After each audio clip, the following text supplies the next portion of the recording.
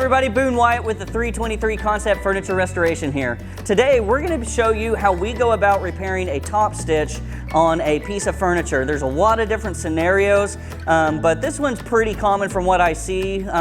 Specifically, we're working on a sofa today, but you might see the same issue on just about any piece of furniture that has that decorative top stitching. So without further ado, let's jump right in and take a look at what we're doing today. Thanks.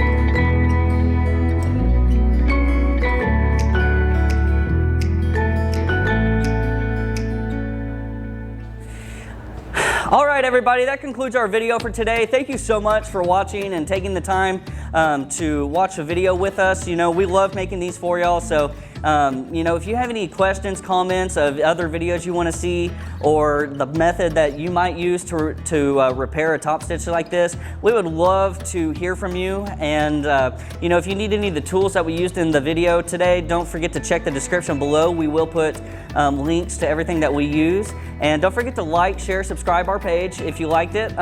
hit that notification bell, and we will make sure to get you future notifications on our future videos. That way you can keep up with everything that we're doing. Thanks again for tuning in. We'll see y'all next time. Later.